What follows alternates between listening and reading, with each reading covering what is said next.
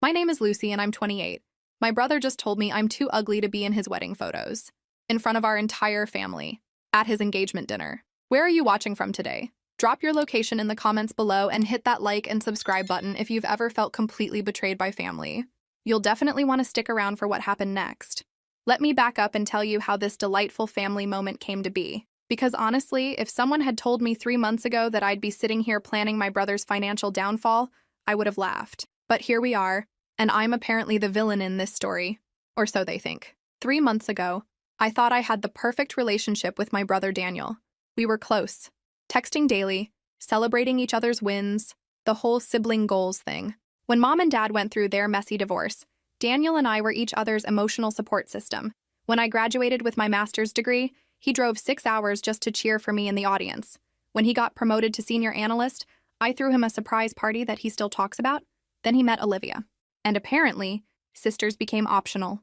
Now don't get me wrong, I was genuinely happy for Daniel at first. He deserved love, deserved someone who made him smile the way he did when he talked about her. But from the moment I met Olivia, I could practically see the wheels turning in her head. You know that look some people get when they're calculating how much you might interfere with their plans? Yeah, that one. It started small. Innocent little scheduling conflicts that somehow always involved me. My birthday dinner? Oh, we already made these reservations months ago, she'd say with that perfectly practiced apologetic smile. My graduation ceremony? Well, wouldn't you know it? They'd booked a romantic weekend getaway that just happened to fall on the same dates. Because nothing says supportive future sister-in-law like systematically avoiding every important moment in your boyfriend's sister's life, right? The pattern was so subtle at first that I actually questioned my own sanity. Was I being paranoid? Was I reading too much into innocent coincidences? Spoiler alert, I wasn't. But hey, at least I was getting a masterclass in psychological manipulation. Always a useful skill to have. Every family gathering became a careful dance around Olivia's comfort level. She'd monopolize Daniel's attention with inside jokes that excluded everyone else, suggest activities that somehow never included me, and develop mysterious ailments whenever plans involved extended family time. Christmas last year was my personal favorite. She got a sudden migraine right before gift exchange, but felt well enough to post Instagram stories from a wine bar an hour later. The level of commitment to avoidance was almost impressive. But the real masterpiece came 2 months ago when Daniel called with what he called exciting news. "Lucy, I need to ask you something important," he said, his voice carrying that serious tone that usually meant someone was either pregnant or getting arrested. "Shoot. Olivia and I are buying a house." "Daniel, that's amazing. Where?" "That's actually what I wanted to talk to you about. We found this incredible place. Colonial style, big yard, perfect neighborhood. But we need a co-signer for the mortgage." And there it was. The moment when I went from being the sister who might ruin photos to the sister whose credit score was suddenly very attractive. "Our combined income is just barely short of what we need," he continued. "And with Olivia's student loans, I didn't even hesitate." "Yes, you don't even know the details yet." "I don't need to. You're my brother." Because that's what you do for family, right? You show up. You support them. You sign financial documents that could potentially destroy your credit if things go south. You know, normal sister stuff. The bank appointment was scheduled for that Thursday. I took time off work, wore my most professional outfit, and showed up ready to help my brother achieve his dreams. Olivia was there too, of course, thanking me with words that sounded rehearsed but felt genuine enough. She even brought me coffee, the good kind from that expensive place downtown. For a brief moment sitting in that bank office, I thought maybe I'd been wrong about her. Maybe she was finally warming up to me. Maybe this house purchase would bring us together as a family. Oh, sweet summer child that I was. The loan was substantial, more than I was entirely comfortable with, to be honest. But Daniel assured me it was just a formality. "The bank just wants extra security," he explained. "We'll never miss a payment. This is just paperwork." Famous last words, as they say. I signed every document the banker put in front of me. Co-signer agreements, liability waivers, promises to pay if the primary borrowers defaulted. The whole terrifying stack of legal papers that essentially made me responsible for someone else's $250,000 dream. "Thank you," Daniel said as we left the bank, his arm around Olivia's shoulders. "I owe you everything, Lucy. I won't forget this." Olivia smiled and squeezed my hand. "You're the best sister-in-law anyone could ask for." Future sister-in-law, technically, but who's counting? For 6 weeks after that, everything seemed perfect. Daniel and Olivia found their dream house. A gorgeous colonial with hardwood floors, a massive kitchen, and enough space for the family they were planning. They were excited, making lists, talking about paint colors and furniture arrangements. Daniel would call me with updates, asking my opinion on everything from light fixtures to landscaping. It felt like we were close again, like I was part of something important, like signing those papers had somehow earned me a permanent place in their lives instead of just their mortgage. I should have known better. The engagement party invitation arrived on elegant cardstock with gold foil lettering, the kind of invitation that screams, "We spent more on stationery than most people spend on groceries this month." Beautiful calligraphy spelling out, "Daniel Matthews and Olivia Henderson request your presence at an engagement celebration." It was genuinely excited. Finally, a family event where I could celebrate my brother without worrying about mysterious scheduling conflicts or sudden illnesses. I bought a new dress, nothing flashy, just a simple navy sheath that made me feel confident. I even splurged on professional hair and makeup because, hey, if you're going to celebrate your brother's engagement, you might as well look good doing it. The restaurant was exactly the kind of upscale place Olivia would choose. Soft lighting, white linens, the sort of atmosphere that whispers, "This cost more than your rent." I walked in feeling happy, grateful, ready to toast to love and family and all those good things you're supposed to feel at engagement parties. And that's when I saw the table. Standing in that restaurant entrance, counting place settings like I was solving a math problem, I had what you might call a moment of clarity.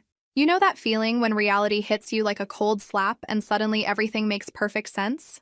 Yeah, that. 11 place settings, 11 chairs, 11 champagne glasses sparkling under the ambient lighting, 12 family members present and accounted for. I mean, I'm no mathematician, but even I can do basic subtraction. And apparently, I was the one being subtracted from this particular equation. The hostess approached with that professional smile service workers perfect when they sense drama brewing. "Are you looking for your party, miss?" "I think there might be a mistake with the reservation," I said, still holding on to that last shred of hope that this was some kind of elaborate misunderstanding. She checked her tablet with the efficiency of someone who's dealt with family drama before. "Matthews Henderson party, correct? Party of 11. Confirmed this morning. Party of 11. Confirmed this morning." Let me just pause here to appreciate the sheer audacity of that detail. This wasn't a last-minute oversight or some innocent booking error. This was planned, confirmed, and executed with the precision of a military operation. Honestly, I was almost impressed by the commitment to the scheme. "No," I heard myself say with remarkable calm. "I think I'm at the wrong event." Because what was I supposed to say? "Actually, I'm the sister who co-signed their mortgage, and I'm pretty sure I should have been invited to celebrate the engagement I'm financially supporting." That would have made for an interesting conversation with the hostess. I turned around and walked straight back to my car, my heels clicking against the restaurant floor with what I hoped sounded like dignity rather than defeat.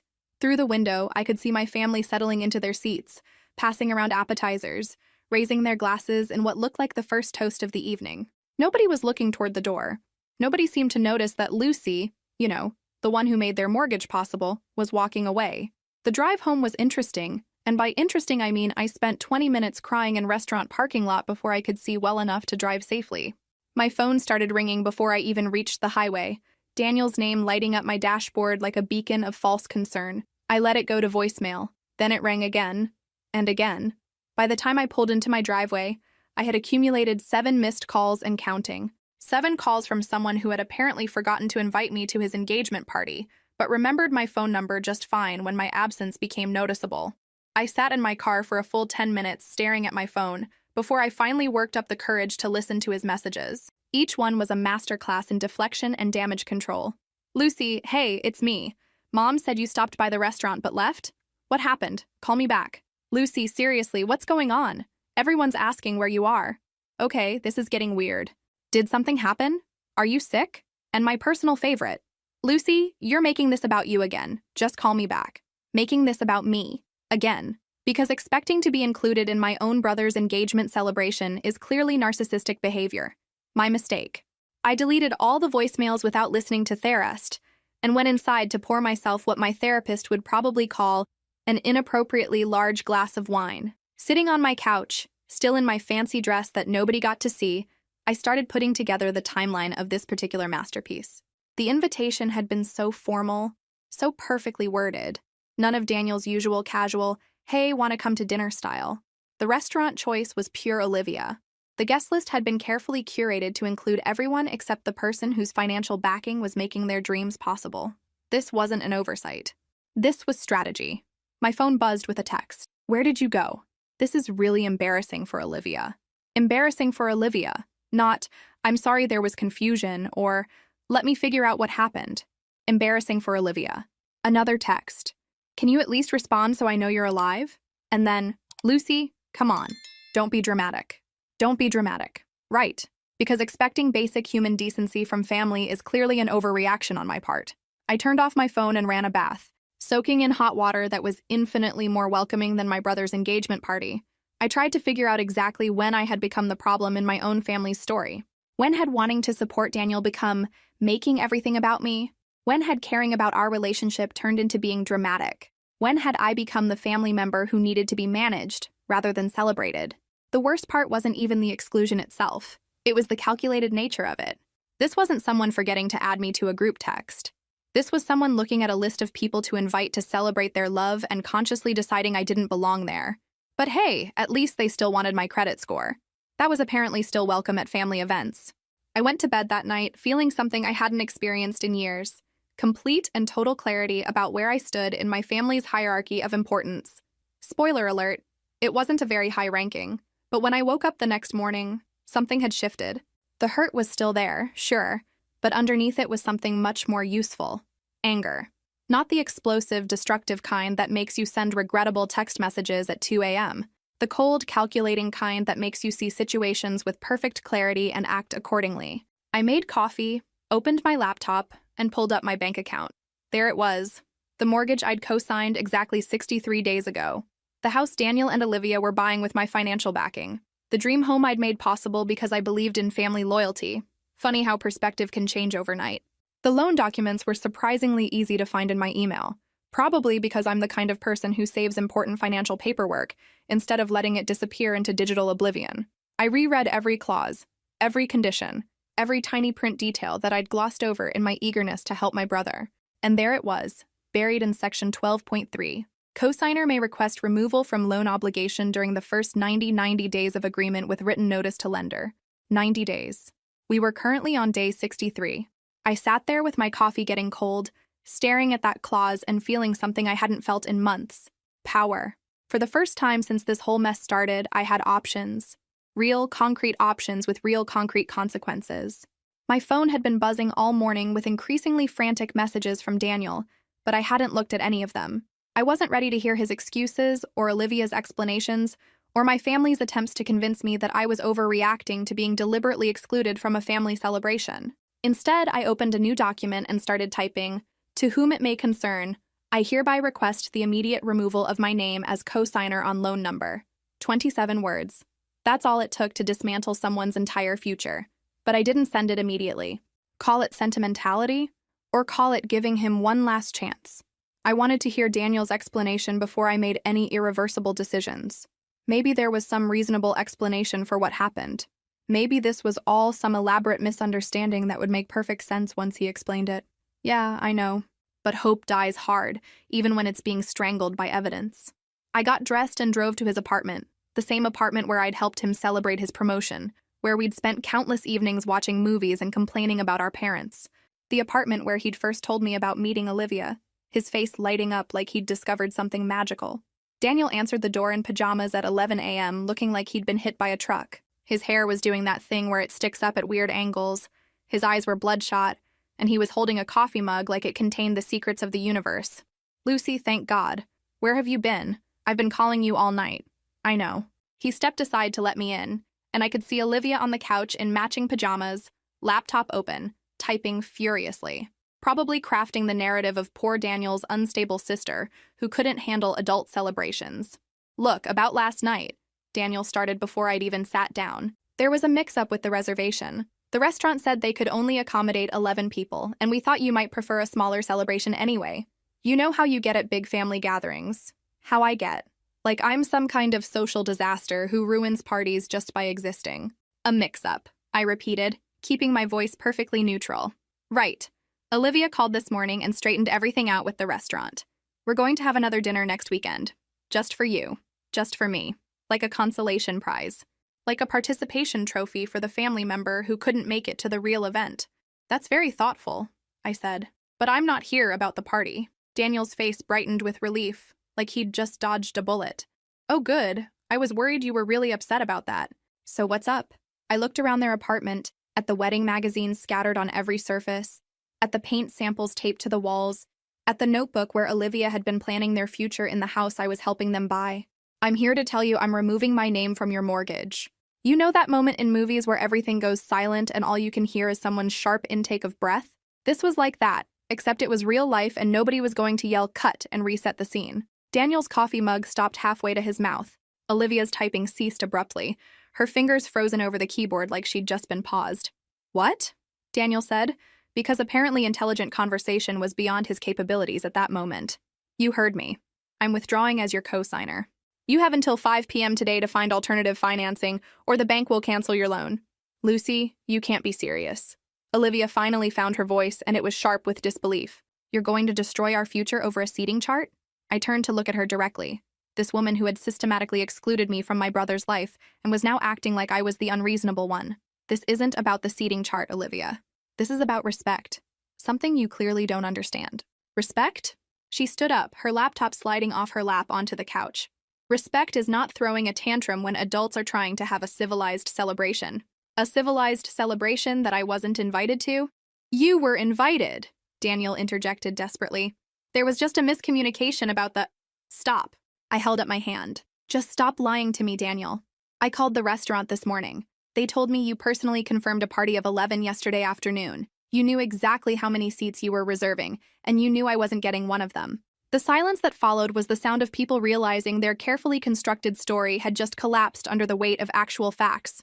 Daniel's face went through several expressions: guilt, panic, anger, before settling on defensive irritation. Fine, he said. You want the truth? Olivia was stressed about the party. She thought it might be easier if we kept the guest list small. Small, I repeated. 11 people is small. You know what I mean. Actually, I don't. Explain it to me. He glanced at Olivia, who was watching this conversation like she was calculating how much damage control would be required afterward. You can be intense sometimes, Lucy, especially around Olivia. She thought it would be more comfortable for everyone if I wasn't there, if we kept things simple this time. There it was. The truth, finally. I was too intense, too complicated, too much work to include in my own brother's celebration. Olivia found my presence uncomfortable, so the solution was to pretend I didn't exist. I see, I said calmly. So when you said you owed me everything for co-signing your mortgage, what you meant was that you owed me everything except basic human decency. That's not fair, isn't it?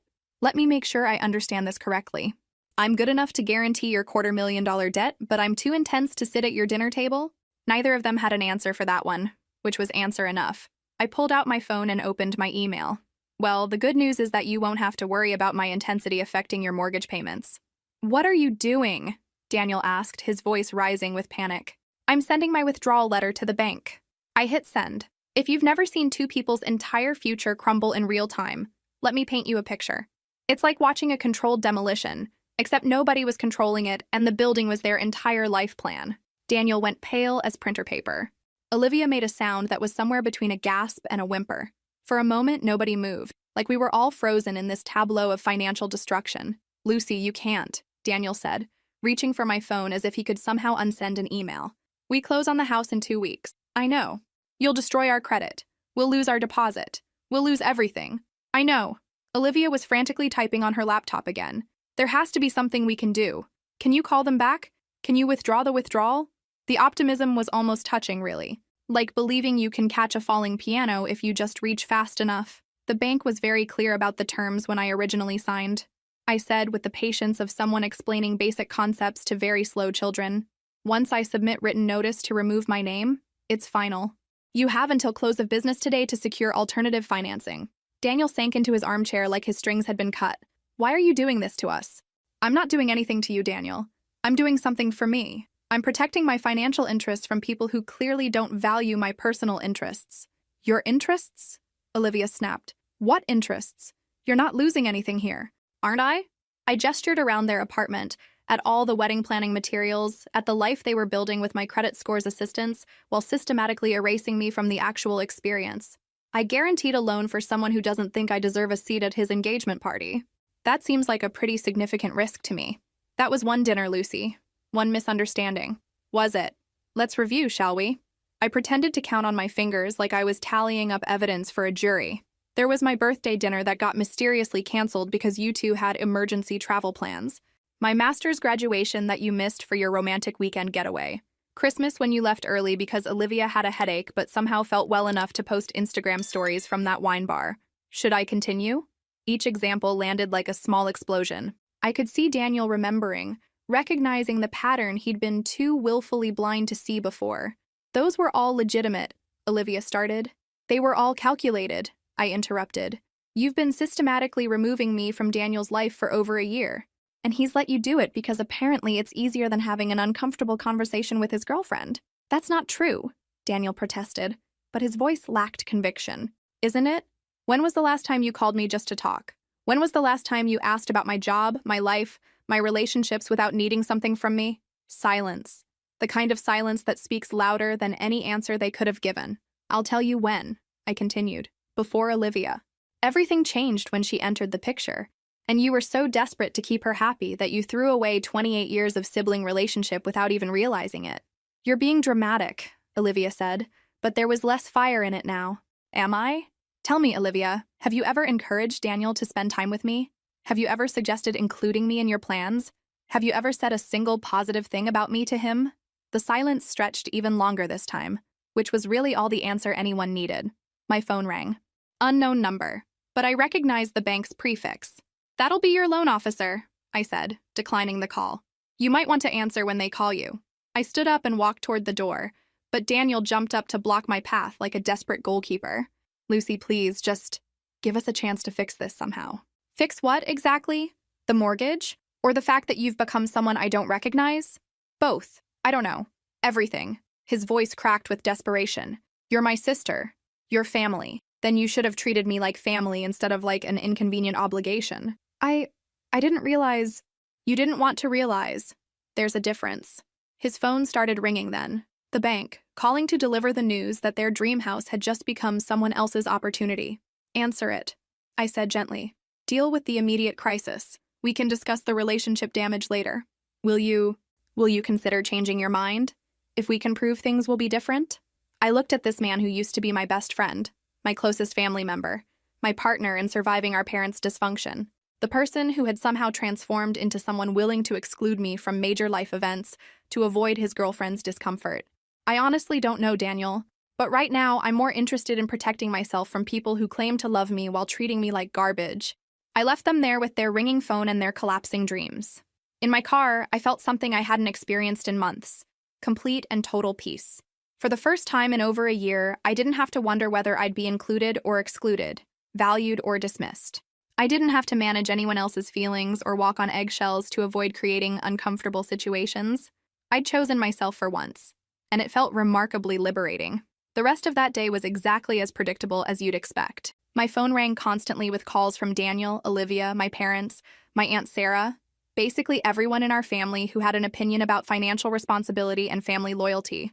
I let every single call go to voicemail and spent the afternoon researching graduate programs in psychology. Because apparently, surviving family dysfunction qualifies as relevant life experience for helping other people navigate their own relationship disasters. Who knew? By evening, I had 17 voicemail messages waiting for me. I poured myself a well-deserved glass of wine and listened to them like they were episodes of a particularly dramatic podcast. The progression was fascinating from a psychological standpoint. Panic, anger, guilt-tripping, and finally desperate bargaining. If you ever want to understand family dynamics, just threaten someone's mortgage and watch how quickly everyone reveals their true priorities. Daniel, 2:47 p.m. Lucy, the bank called. They're pulling our loan. Please just call me back. We need to figure this out. Mom, 3:15 p.m. Lucy, honey, Daniel told me what happened. I'm sure this is all just a misunderstanding. You need to call him back. Dad, 3:42 p.m. Lucy, your mother is very upset. This family drama needs to stop. Call Daniel and work this out like adults. Olivia, 4:18 p.m. Lucy, I know you're angry, but please don't let that anger hurt Daniel. He doesn't deserve this. Interesting how it's always about what Daniel deserves, never what I deserved. Aunt Sarah, 4:55 p.m. Lucy, what is going on? Daniel is calling everyone asking for help with a mortgage. Did you really withdraw your support? Yes, Aunt Sarah, I really did. Wild concept, I know. The messages continued in this vein, each one more desperate than the last, each one confirming that I'd made exactly the right decision. But the final message, left at 8:23 p.m., was different. Daniel again, but his voice was quiet, defeated, stripped of all the earlier panic. Lucy, I know you're not going to answer, but I need you to know we talked to 5 different banks today. None of them will approve us without a co-signer. My credit isn't good enough alone, and Olivia's student loans are too high. Without you, we can't get the house. There was a long pause, and I could hear Olivia crying in the background. Actually crying, not the strategic tears some people deploy during arguments. I know you're angry. I know you think I chose her over you, and maybe you're right. But Lucy, we're supposed to be family. Family forgives each other. Family doesn't destroy each other over one mistake. One mistake. He was still calling it one mistake. Please, he continued, his voice breaking. Just give me a chance to make this right. I'll do whatever you want. We'll include you in the wedding planning. We'll have another engagement party, whatever. Just please don't take away our future because I messed up one evening. The message ended, and I sat there staring at my phone. Part of me, the part that had loved Daniel unconditionally for 28 years, wanted to call him back, wanted to fix this, restore peace, be the bigger person who forgave and forgot. But the stronger part of me, the part that had finally learned to value my own dignity, knew that calling him back would change nothing fundamental. He would promise to do better, and maybe he'd even mean it temporarily. But Olivia would still be there, still threatened by my relationship with him, still working to minimize my presence in their lives. And Daniel would still choose her comfort over my dignity, because that's who he'd become. The next morning brought a text from Olivia. Lucy, I know you hate me, but please don't punish Daniel for my mistakes. I was wrong about the engagement party. I was insecure and jealous, and I handled it badly. But Daniel doesn't deserve to lose his dream house because of my issues. Please reconsider. It was a good apology, mature, taking responsibility, hitting all the right notes. If it had come 6 months ago, it might have meant something. But here's the thing about apologies. Timing matters. You can't treat someone terribly for a year, then apologize only when you need something from them. That's not remorse, that's strategy. I was getting ready for work when someone knocked on my door. Through the peephole, I could see Daniel standing on my porch with flowers and what looked like a bakery box. Because nothing says, I'm sorry for systematically excluding you from family events, like pastries, right? I opened the door but didn't invite him in. I brought breakfast, he said, holding up the box with hopeful desperation. Those chocolate croissants you love from Marcello's. I'm not hungry. Lucy, please. Just 5 minutes. I looked at my brother, really looked at him. Dark circles under his eyes, wrinkled clothes, the kind of exhausted desperation that comes from realizing you've made a catastrophic mistake, but having no idea how to fix it. And despite everything, I still loved him. That was the worst part. I could see clearly how badly he'd treated me, how completely he'd prioritized Olivia over our relationship, and I still loved this idiot. 5 minutes, I said. He sat on my couch like he was afraid it might collapse under him. I know I messed up. I know I've been a terrible brother. Go on. Olivia was insecure about us, about how close we were. She thought you didn't like her, and it felt easier to just manage the situation by keeping you two apart, by excluding me, by making compromises that I thought would keep everyone happy.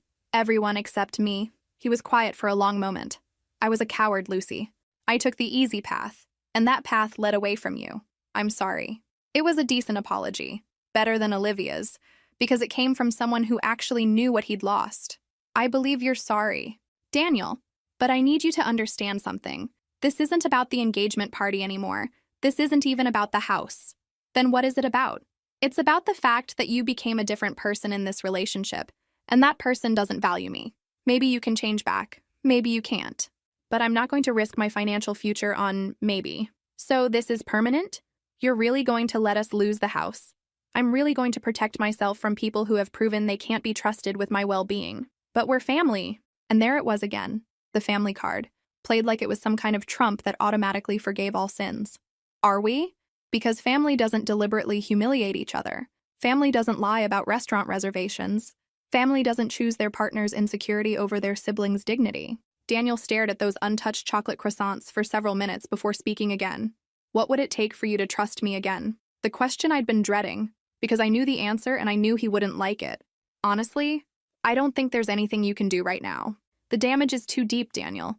You'd need to fundamentally change how you prioritize relationships. And I don't see that happening while you're with someone who views me as a threat. You're asking me to choose between you and her. No, I'm not. I'm making my own choice to step back from a dynamic that hurts me. What you do about your relationship is entirely up to you. He left the pastries on my coffee table when he went. probably hoping I'd eat them and remember how much I loved him, how good things used to be between us. Instead, I threw them away. Some bridges burn for good reason. 3 weeks later, the consequences of my decision had rippled through both our lives in exactly the ways I'd expected, and a few I hadn't. Daniel and Olivia lost the house, obviously. The sellers found another buyer within days. Apparently, there's no shortage of people who can actually qualify for their own mortgages. Who knew? But the more interesting development was watching my family gradually realize that I hadn't been the dramatic, oversensitive sister after all. Funny how context changes everything. It started when my mother called, her voice careful and controlled in that way that meant she'd been thinking about something for days. "Lucy, I need to ask you something, and I want complete honesty." "Okay." "When Daniel and Olivia planned their engagement party, did you really have no idea you weren't invited?" I paused, trying to figure out where this was going. "I had no idea, Mom. I bought a dress, got my hair done, showed up expecting to celebrate with family, and discovered there was no place for me." "And you're certain it wasn't some kind of mistake?" "They confirmed 11 people the morning of the dinner. I was number 12. That's not a mistake." Long silence. "I see," she said finally. "I had lunch with Olivia's mother yesterday." Oh, this should be enlightening. She mentioned that Olivia had been very stressed about the engagement party. Apparently, she'd spent weeks planning who to invite, where to seat everyone, how to manage what she called family dynamics. "Go on." "According to her mother, Olivia spent an entire afternoon explaining why you couldn't be at the dinner. She had reasons, justifications, a whole presentation about why it would be better for everyone if you weren't there."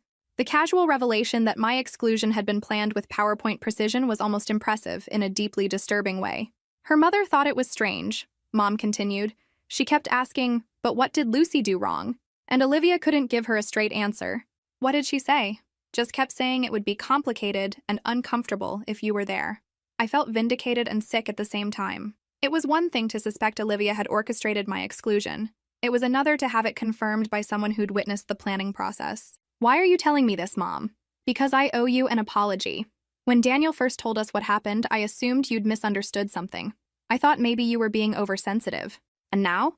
Now I realize my daughter was systematically excluded from a family event by someone who put more effort into keeping you away than most people put into planning their entire wedding." The conversation that followed was one of the most honest we'd ever had.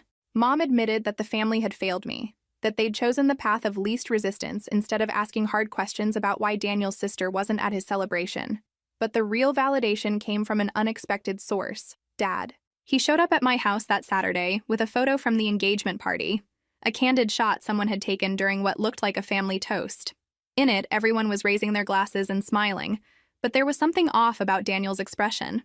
He was looking past the camera, toward the restaurant entrance, like he was waiting for someone who never came. "He spent the whole evening like that," Dad said, "looking around like he was expecting you to walk in and join the celebration."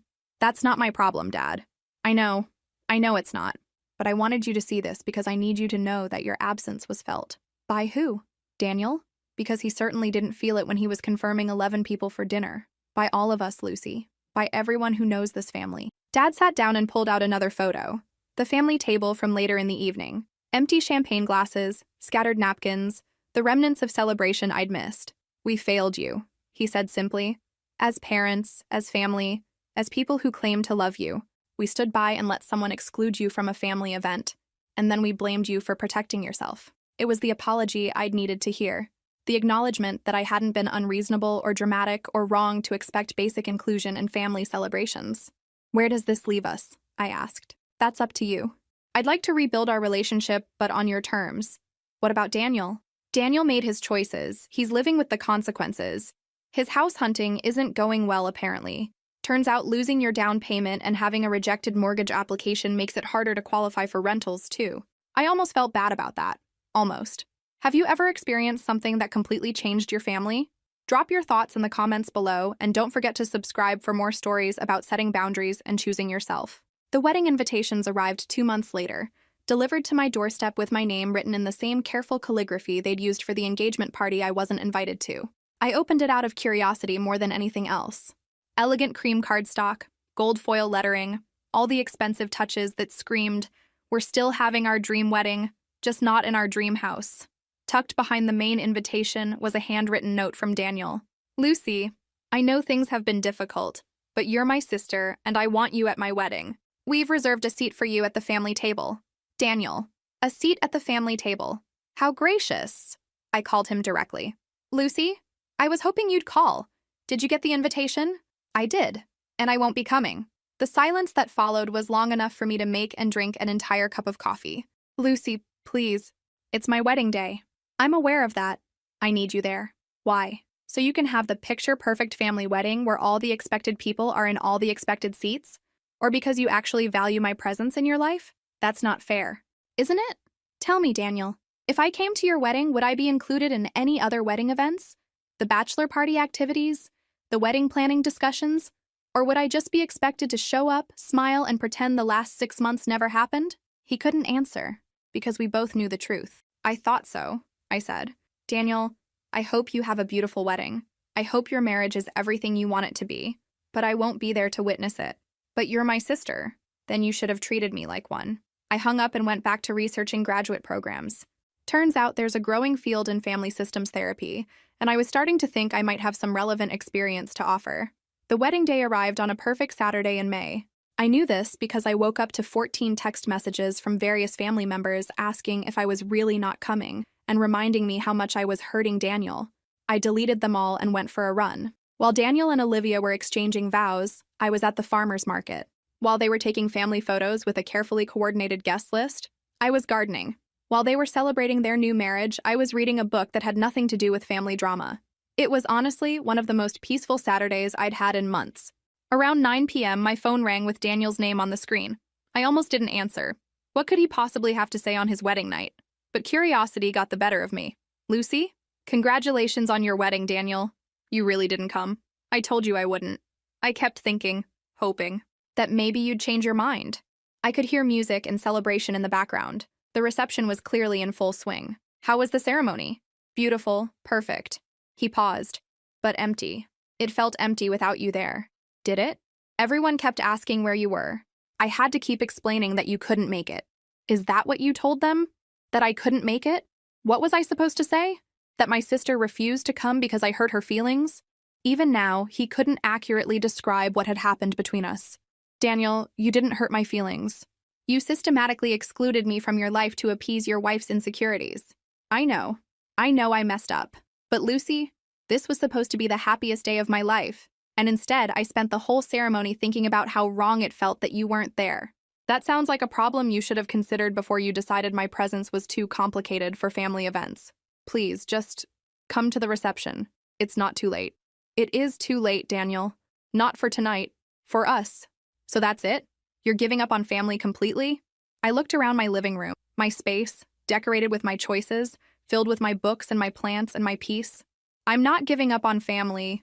I'm accepting what ours has become. You chose someone who saw me as a threat instead of a sister. You chose to manage that by pushing me away instead of setting boundaries with her.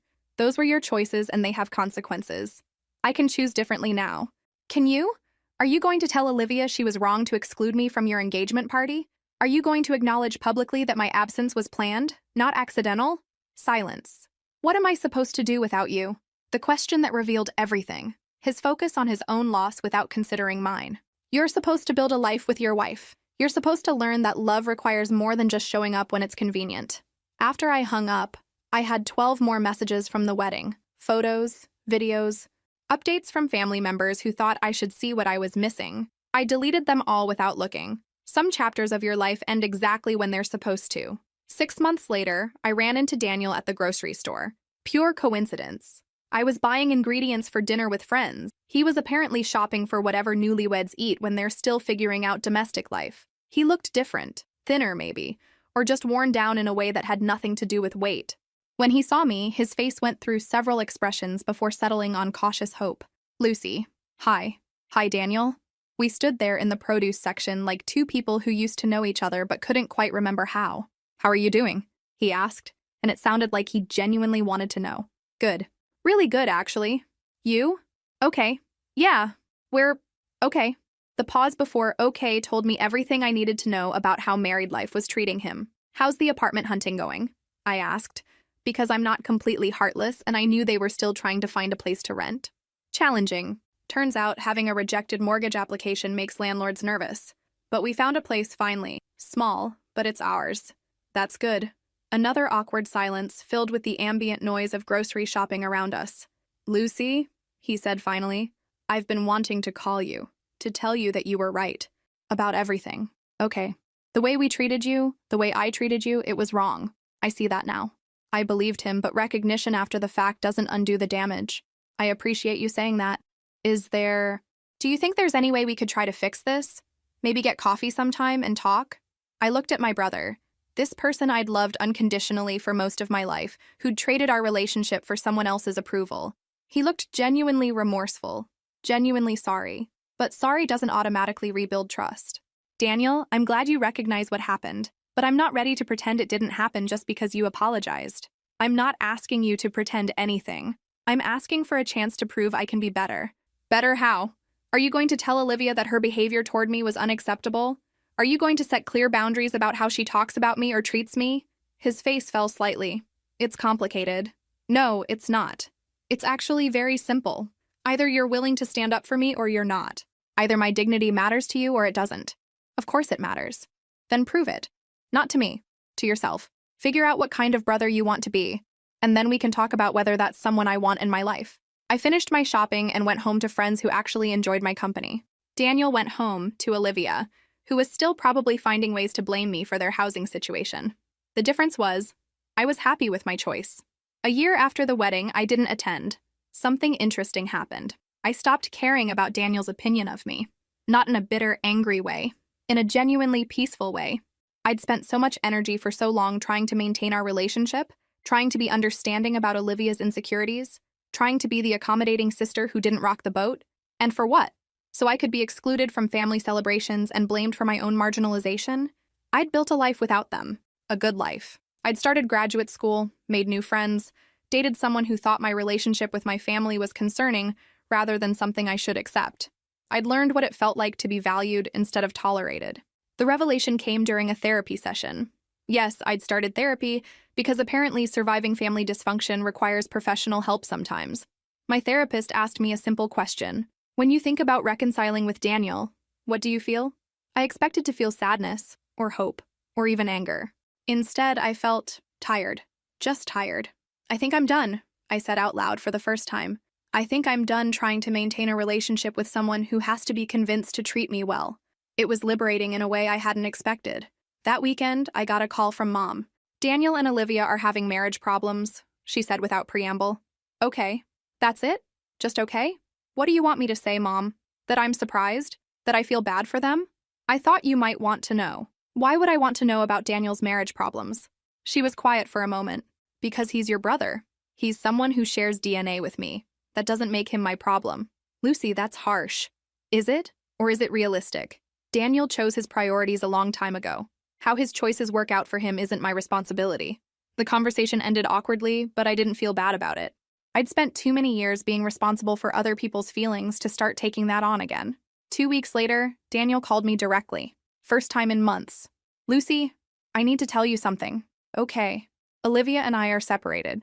I waited for some reaction. Satisfaction, sympathy, curiosity about the details. Nothing came. I'm sorry to hear that. Are you? Really? I'm sorry you're going through a difficult time, but I'm not surprised and I'm not interested in the details. Lucy, I know you think this proves you were right about her, but Daniel, I don't think about Olivia at all anymore. I don't think about your marriage or your relationship problems or whether I was right about anything.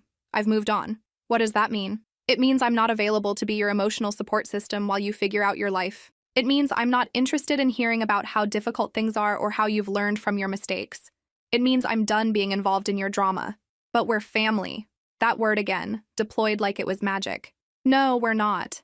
Family doesn't exclude each other from major life events. Family doesn't prioritize their spouse's comfort over their siblings' dignity. Family doesn't apologize only when they need something. I never said I needed anything from you. Didn't you? Why else would you call to tell me about your separation? Because you thought I'd be thrilled?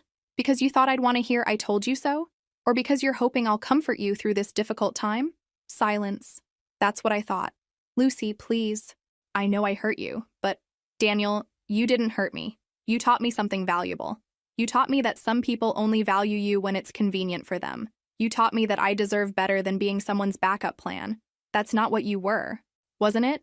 I was good enough to guarantee your mortgage, but not good enough to invite to your celebration. I was important enough to call when your marriage fell apart, but not important enough to defend when your wife was excluding me. If that's not a backup plan, what is? I hung up before he could answer. The next day, I blocked his number. Not out of anger, but out of self-preservation. I'd finally learned that some relationships cost more than they're worth. 18 months after I'd last spoken to Daniel, I was living my best life. Graduate school was going well. I was dating someone wonderful who thought my family stories were alarming rather than normal, and I'd started a small practice helping other people navigate toxic family dynamics. Turns out there's a market for therapists who understand manipulation from personal experience. Who knew? I'd bought a small house, with a mortgage I could actually afford on my own, imagine that, and was hosting a housewarming party when my phone rang with Mom's number. Lucy, I need to ask you something. Can it wait? I have people over. Daniel wants to know if you'd be willing to meet with him. I almost laughed. Why? He says he has things he wants to say to you. He's been in therapy. Good for him. The answer is no. Lucy, he's really changed. I'm sure he has. The answer is still no. Don't you want to hear what he has to say? Not particularly. I've heard Daniel's apologies before. They don't last. This is different. Mom, I'm going to say something, and I want you to really listen. I don't owe Daniel my time, my attention, or my forgiveness just because we share parents. He made choices that destroyed our relationship, and now he has to live with those choices. But family? Family is supposed to treat each other well. Family is supposed to protect each other, not sacrifice each other for someone else's comfort. Daniel failed at being family long before I stopped trying. I hung up and went back to my party, surrounded by people who'd chosen to be in my life and who I'd chosen to be in mine. People who celebrated my successes instead of excluding me from celebrations. People who valued my presence instead of managing it. But the calls didn't stop.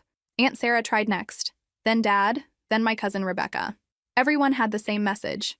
Daniel was sorry. Daniel had changed. Daniel wanted to make amends. Finally, I sent a group text to the whole family. I am not interested in reconciling with Daniel. Please stop asking. My boundaries are not a family discussion topic. The responses were immediate and predictable. Some people understood. Others thought I was being too harsh. A few suggested family therapy, as if the problem was our inability to communicate rather than Daniel's fundamental choice to prioritize his wife's insecurities over my dignity. But one response surprised me. It was from my cousin Mark, Daniel's age, who I'd always thought was closer to him than to me. Lucy, I think you should know that most of us understood why you withdrew your support for their mortgage. Olivia made it pretty clear over the years that she didn't like you, and Daniel just went along with it. You did what you had to do to protect yourself. Don't let anyone guilt you into thinking otherwise. It was validation I hadn't expected from that side of the family. The final attempt came from Daniel himself in the form of a letter delivered to my office. Handwritten, several pages long, detailing everything he'd learned in therapy about himself, his relationship patterns, and his failures as a brother.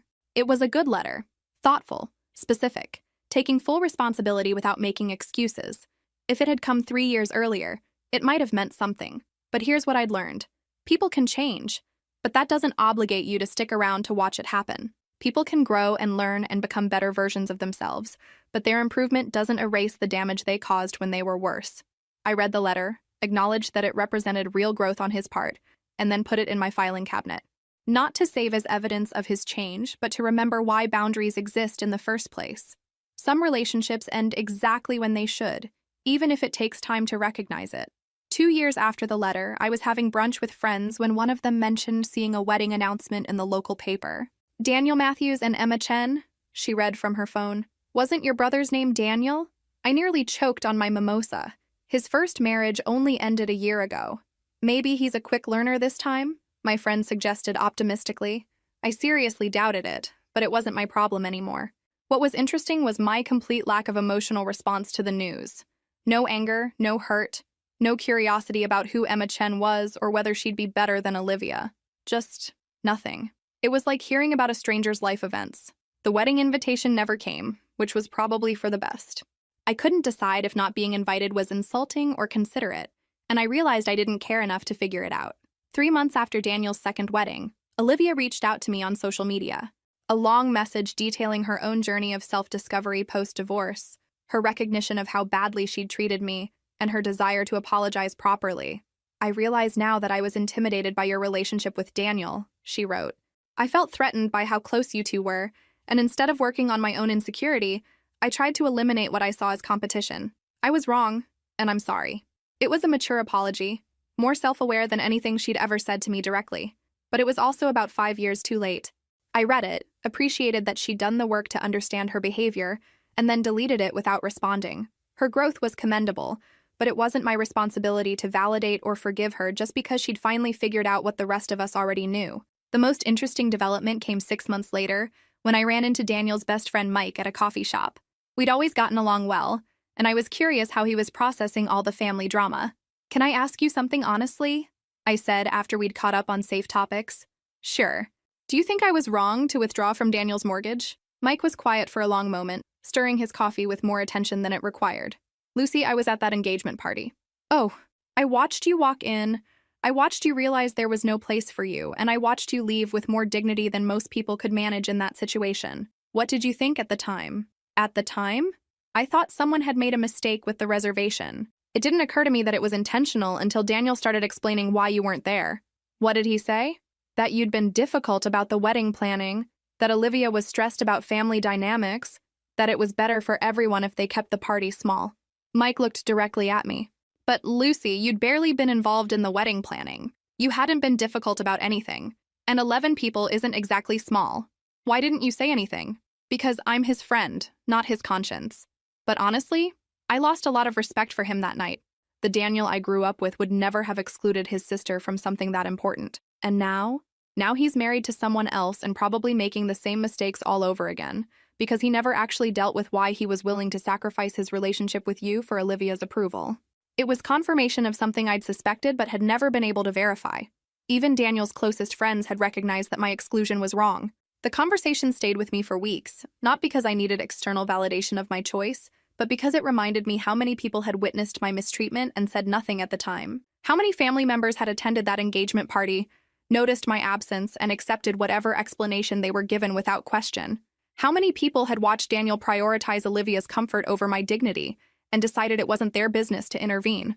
It reinforced everything I'd learned about the difference between people who love you and people who love the idea of you. Real love shows up. Real love speaks up. Real love doesn't stand by while you're being mistreated and then later admit they thought it was wrong. I'd built a life surrounded by people who would actually defend me if someone tried to exclude me from important events. People who valued my presence instead of managing it. People who understood that love requires more than just showing up when it's convenient. Daniel had taught me what I deserved, just not in the way he'd intended. 5 years after I'd removed my name from Daniel's mortgage, I was exactly where I'd never imagined I'd be, genuinely happy without him in my life. I'd finished my graduate degree, built a thriving practice helping people navigate toxic family relationships, and married someone who thought my family stories were cautionary tales rather than normal dynamics to accept. My husband Jake often said he couldn't understand how I'd survived as long as I did in that environment. "Your family treated you like a supporting character in everyone else's story," he observed after meeting them at my cousin's wedding. "No wonder you thought that was normal."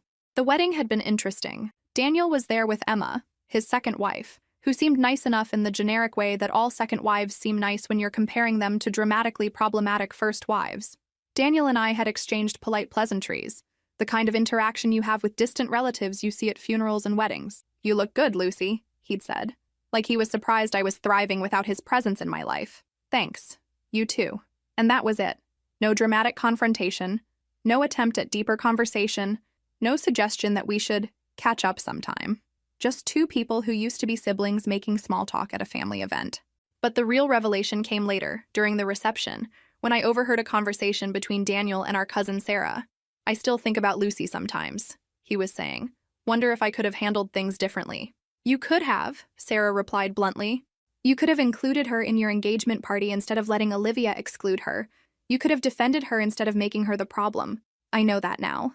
Did you know it then?" Silence. "That's what I thought. Daniel, Lucy gave you everything. She supported your relationship even when Olivia was systematically excluding her from family events. She co-signed your mortgage when she had every reason to be suspicious of how she was being treated, and you repaid her by humiliating her in front of the whole family. I was trying to keep everyone happy. No, you were trying to keep Olivia happy. There's a difference. And now Lucy's built a life that doesn't include you, and honestly, good for her." I walked away before I could hear his response, but the conversation confirmed what I'd long suspected. Everyone in my family understood exactly what had happened and why I'd made the choices I did. The mortgage situation had just been the final straw in a pattern of exclusion that had been obvious to anyone paying attention. Later that evening, my mother approached me at the dessert table. "Lucy, I want you to know I think you made the right choice." "About what?" "About protecting yourself. About setting boundaries. About refusing to be treated badly just because we're family." It was an acknowledgement I'd waited years to hear. "I wish I'd spoken up sooner," she continued. "I wish I'd asked harder questions when Daniel started excluding you from things. I wish I'd been the mother you deserved instead of the mother who prioritized peace over protection." "Thanks, Mom. That means a lot." Do you think you'll ever be able to forgive him?" I considered the question seriously. "I think I already have, in the sense that I'm not angry about what happened anymore. But forgiveness doesn't mean reconciliation, and it doesn't mean pretending the relationship was different than it actually was." "What do you mean?" "I mean, Daniel and I were never as close as I thought we were. If we had been, he wouldn't have been willing to sacrifice our relationship for someone else's comfort. I've learned the difference between loving someone and being attached to the idea of them. And which was Daniel? An idea I had about what family should be like. The reality was someone who valued me only when it was convenient and cost-free. As Jake and I drove home that night, he asked me how I felt about seeing Daniel. "Relieved," I said, and meant it. Relieved how? Relieved that I'm not still trying to fix a relationship that was fundamentally unequal. Relieved that I don't have to manage his feelings or accommodate his wife's insecurities. Relieved that I learned to choose myself before I wasted any more years accepting less than I deserved. Any regrets? Just one. What's that?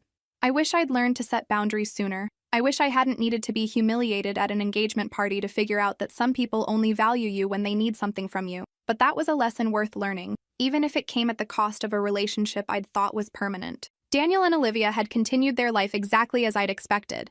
They'd rented apartments, blamed their housing difficulties on my withdrawal from their mortgage, and eventually divorced when the foundation of exclusion and manipulation proved insufficient for building a lasting marriage.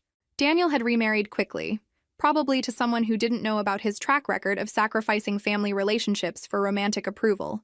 The cycle would likely continue until he learned to value people instead of managing them. But that wasn't my problem anymore. I'd built something better. A life filled with people who chose me consistently, who valued my presence instead of tolerating it, who understood that love requires showing up even when it's inconvenient.